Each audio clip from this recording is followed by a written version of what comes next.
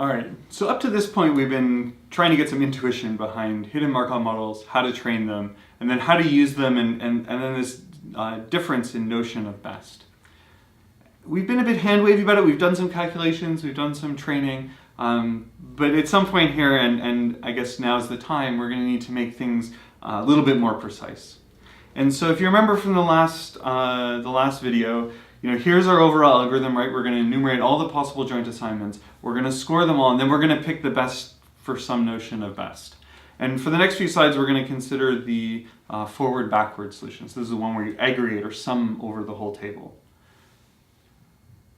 All right, so don't panic with the math on the screen. We're going to try and build it reasonably slowly here, but we're going to make it more precise. All right, so we're going to do the same example we did in the last video, where we're going to say, well, what is the probability of y1 equals a noun? Right, so that's, if you remember from the table over here, this is position 1, that noun is 0.2 and this noun is 0.3, so we're hoping to get 0.5 out of this, right? So what is the probability of y1 equals noun given what we observed?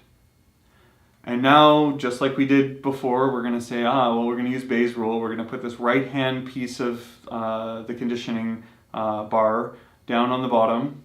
And we're going to say, this is constant. It has nothing to do with y1, so it doesn't matter. We'll just ignore it. It's a constant. It's a positive constant. So as long as I maximize the numerator, I'm going to maximize this thing on the right-hand side.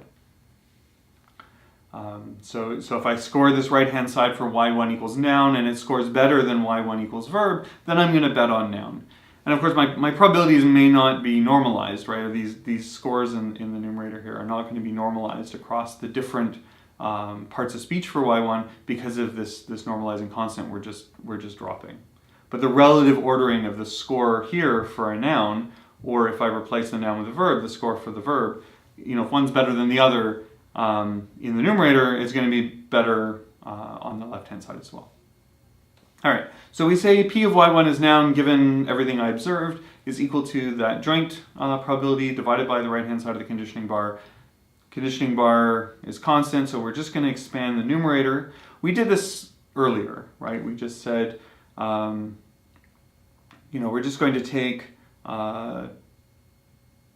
this joint probability distribution, right? And then, like we did earlier on that previous slide, we're just going to loop over all the joint assignments where y1 is a noun. So if I'm scoring y1 as a noun, then I want to loop over this table. So through all the joint assignments, I want to condition, basically force y1 to be noun. So basically only look at the rows where y1 is a noun, and I'm going to add them up, right? And this summation over this list of variables just means find all of the joint assignments, loop over all the joint assignments, and add them up. This is basically equivalent to having, summation sign like sigma y0, sigma y2, sigma y3, all just stacked, but for conciseness, I just left the sigmas out and put commas. All right, so here we are. So we have these probabilities, these joint assignments, we're adding them all up, so we're looping over this table, we're finding the ones that have n as y1, and we're just adding up the scores. So this is the machinery here, right? So I want to know what's the score of y1 in aggregate. Well, I got to loop over the table. And it's important here to realize, like, this score over here on the right-hand side is the joint assignment, right? It looks at the whole assignment, y0, y1, y2, y3, just like we were doing before. This notion of aggregating happens outside in this summation.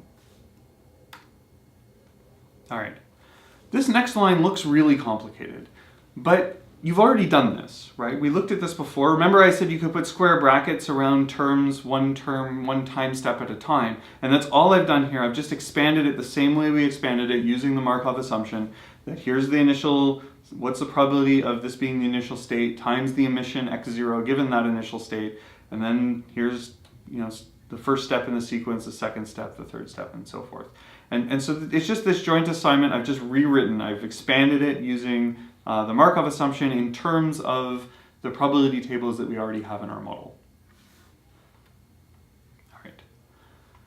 And now the next step is not obvious why we're doing it, right? So we could really just stop at this line here, the line we were just at. We can compute scores of any joint assignment we want, and then we can pick the best.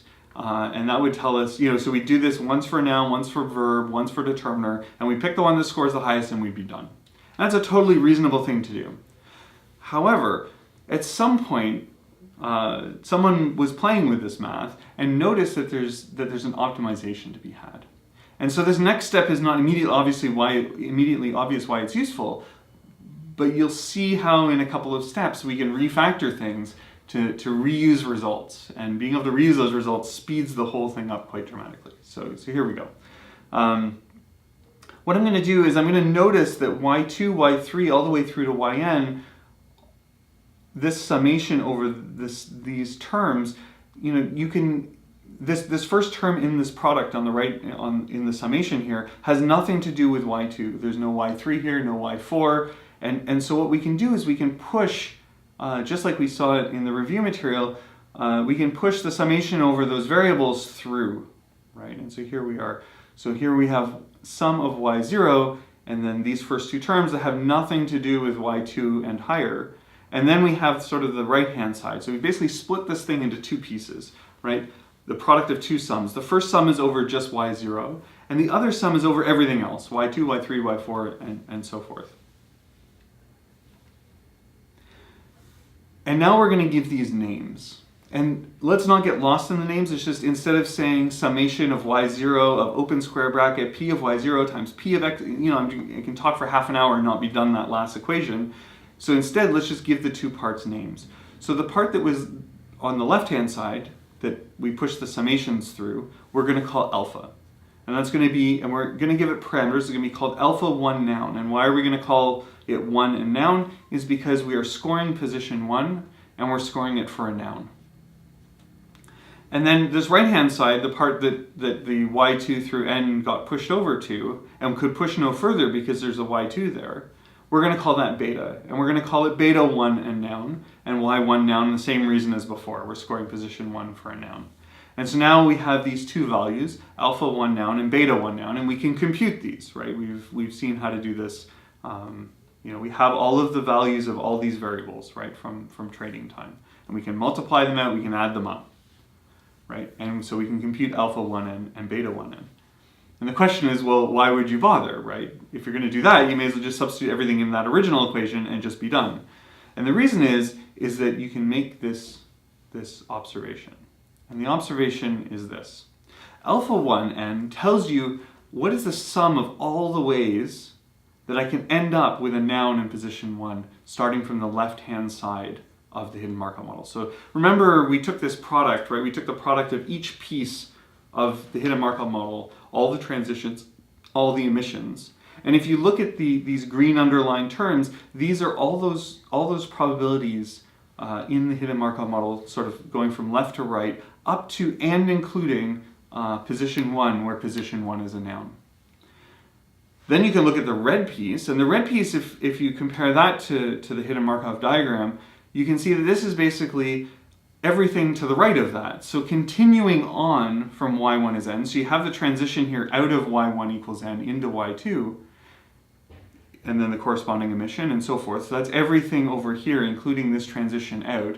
All of these probabilities multiplied together, right? So when we were scoring these originally, we were just going to take the product of all the probabilities in the Markov model, and all we've done is taken the green part, which is this left-hand side, and the red part, which is this right-hand piece, right? And I've labeled the product of these left-hand terms as green, or alpha 1n, and these ones over on the right I've labeled as red, or beta 1n. So green is basically, all the ways, the sum of all the ways to start ending with a noun in position 1, and red is the sum of all the ways of carrying on from a noun in position 1 through the rest of the sequence. All right. Still not clear why we're doing this.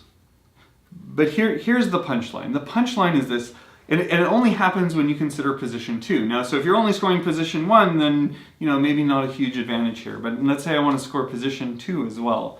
So here's position 2, and you can see I've basically rewritten the equation, right? The summation would be slightly different. You can go back a few slides and take a look, right? The summation would now be over y0 and y1, and we would, instead of pinning y1 to be noun, we would pin y2 to be noun. And so the equation looks like this, right? This is what it ends up looking like.